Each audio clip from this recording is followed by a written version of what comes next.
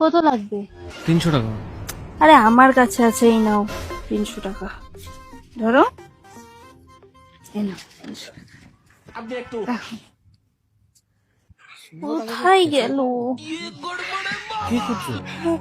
কি হয়েছে? আরে 300 টাকা, আমি টাকা জমিয়েছি, ওর থেকে 300 টাকা নিয়ে এসেছি, জানো খুঁজে পাচ্ছি না, দেখো কোথায় যে আরে রাখলাম। 300 টাকা তো তুমি আমাকে দিলে। তোমাকে দিয়েছি না? হ্যাঁ। দেখেছো, ভুলেই গেছিলাম। এত কষ্ট করে জমানো টাকা না হারিয়ে গেলে কেমন লাগে। তোমাকে দিয়েছি, মাথাতেই ছিল না।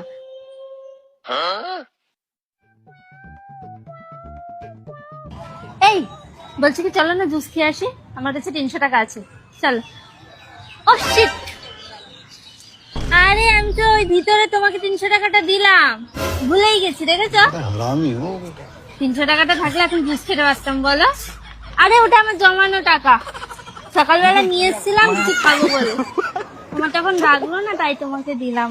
আরে আর কি বলবো, আজকাল যখনই রাস্তায় বেরোতে হয় না, কিছু ক্যাশ হাতে নিয়ে বেরোতে হয়, কখন কি দরকার পড়ে বলা যায়। আজকেই দেখ না, আমার বর ক্যাশ আনি, তারপর আমি আমার জমানো টাকার থেকে 300 টাকা ওকে দিলাম। হ্যাঁ, এইটুকু তো মিনিমাম কমন সেন্স না, সব জায়গায় তো সব হয় না, ক্যাশ তো লাগেই, তাই না। ফুচকাটা দেখে কি লোভ লাগছে বলো।